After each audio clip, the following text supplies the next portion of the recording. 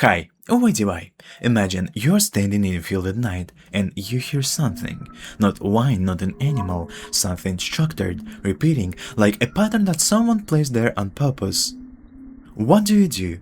Yell back, wave, nark twice? Because here's the thing nobody thinks about when they imagine first contact. It's not the spaceship, it's not whether they're friendly or not, it's much weirder.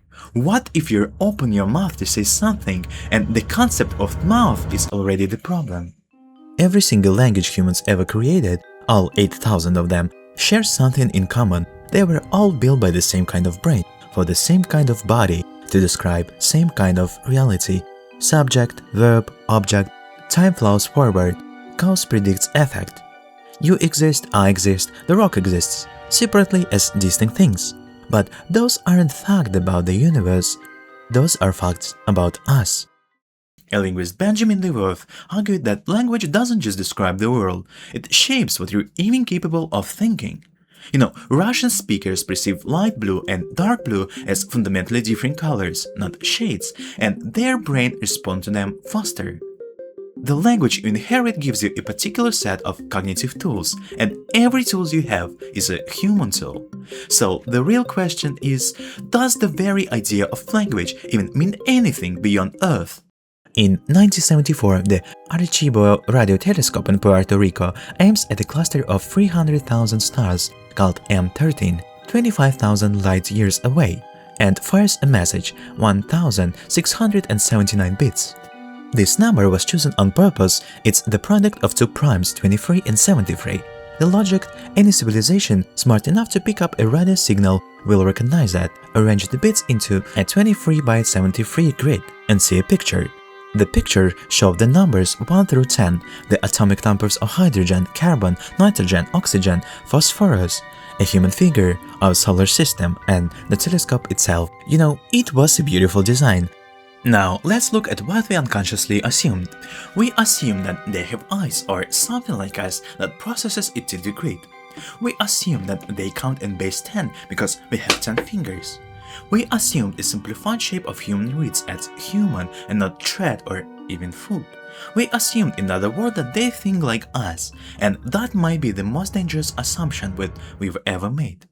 Oh, and one more thing. The message will reach M13 around the year 27,000. If anyone there immediately replies, the answer won't arrive for another 25,000 years. By then, an anatomically modern human will have existed for less than a third of that time total. We send a postcard across a gulf of time to someone who might not even notice it arriving. But let's step back to Earth for a second. Think about smartest non-human minds we actually know. Octopuses. They have 500 million neurons, more than a rat. They solve puzzles, they recognize individual humans. They dream, or something like dreaming. Their skin flashes through colors and patterns while they sleep, as if replying experiences. And they have something that might be language. Their skin isn't just camouflage. Researchers think that pulsing patterns could carry meanings, specific signals, maybe even syntax.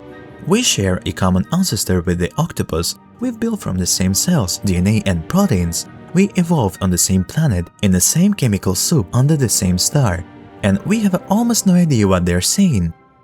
Now, imagine something that didn't evolve here, something that didn't have neurons or cells or chemistry as we understand it, something that might experience time differently or not experience time at all, something that never needed the concept of self. How do you say hello to that? And when I first thought about it, the answer seemed obvious. We need to use math. Math is truly universal. It doesn't depend on culture or biology. The 2 plus 2 equals 4 whether you're a human in Ohio or a silicon-based lifeform in Andromeda Galaxy. Right? In the 1960s, Dutch mathematician Hans Freudenthal wrote a book called Linkes, Lingua Cosmica, a language built entirely from logic and math. Start with simple arithmetic, then you build up more complex structures, then slowly you introduce concepts like question and answer, like good or bad, and the intelligence should be able to decorate it. It's extraordinary work and it might be completely wrong, because math isn't neutral. The way we do math, discrete symbols, linear proofs, the idea that a statement is either true or false, that's a very specific cognitive style. There are mathematicians who work in a constructivist logic, where something isn't true unless you can actively build it. Physicists speculate about being experiencing reality in non-Euclidean geometries, where their math will look like nonsense to us and ours to them. Our math evolved to model our world, our scale, our physics. It was selected by creatures who needed to count prey and navigate savannas, not creatures living inside a star and communicating via quantum entanglement. Math might be the loudest thing we can say, but loud isn't the same as understood. We've been imagining this as a translation problem, like alien language is Spanish and we just need a dictionary to understand it. But what if the problem isn't language at all? Philosophers call it qualia, the raw subjective feel of experience, the redness of red. Not wavelength, not the neutral signal, but what it feels like. If you'd like to dive deeper into qualia and the strange way we experience color, check out this video. And don't forget to subscribe, it really helps you more than you think. Thought experiment. Imagine a scientist, Mary, who is living her entire life in a black and white room. She knows everything about color, the physics, the biology, the neuroscience. Then one day she walks outside and sees red for the first time. Does she learn something new? Most people say yes, which means there's something about experience that can't be captured in information. Now scale that up. How do you explain hunger to something that has never needed energy? Or how do you explain loneliness to something that has never been separated from other mind? How do you explain death to something that is functionally immortal? These aren't translation problems that might be fundamental limit on what communication can do. But here's the part we talk about even less. We're also assuming they want to talk. In 2015, Stephen Hawking joined Breakthrough Listen, the biggest search of extraterrestrial intelligence ever, but he was deeply uneasy about the other half. Breakthrough message. Should we actively send signals? Hawking said, every time in human history a technologically advanced civilization met a less advanced one, it didn't go well for the less advanced one. Not because advanced civilizations are evil, just because their needs, their independence, and their footprints was enough. There's a concept in science fiction that took on a life of its own in physics circles, the dark forest. The idea is that the universe might be full of intelligent life, but everyone is silent because everyone knows that broadcasting your location is an invitation to be destroyed. Not out of malice, but out of a simple logic. You can never be sure a stranger won't become a threat. So the rational move is to eliminate the possibility before it becomes a problem. Now, is that true? Probably not literally. But the fact that physicists and cosmologists are taking it serious enough to argue about it says something about our movement. Because we have already been broadcasting unintentionally since 1936. Every television transmission, every radio signal we've ever sent has been expanding outward from Earth in a bubble now 180 light years across. Somewhere out there, if anyone is listening, the Berlin Olympics are arriving, then the moon landing, then reality television. We didn't decide to make contact, we just existed loudly enough that the universe might have noticed. And yet there is a different approach. Project METI. One of their researchers, Douglas Vakoch, said something that stuck in my head.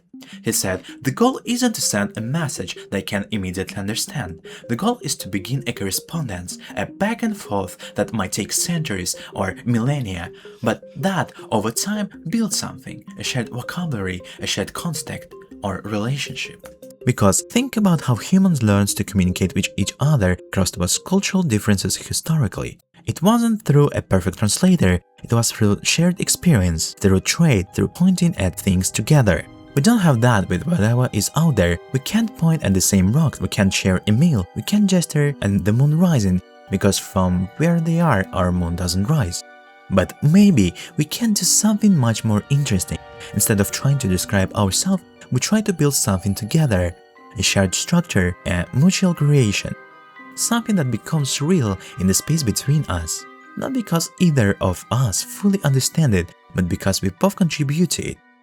I know, this is a strange idea, but that's basically what human language is. Nobody invented it and nobody designed it. It emerged from a million people reaching toward each other across the gap between minds over thousands of years, trying to make the inside of their heads legible to someone else. You and I, same biology, same planet, and there are still thoughts in your head I will never access, feeling I have no words for. The gap between two humans is smaller than the gap between a human and an octopus, which is smaller than the gap between a human and whatever is out there, and yet we somehow, imperfectly, managed to reach each other. And maybe that's the answer. Not a perfect language, not a universal code, just the reaching. The universe is 13.8 billion years old. Humans have been using language for maybe 100,000 years. The radio has existed for 150. We have been trying to speak into the dark for less than a single human lifetime. Maybe we just haven't been at it long enough.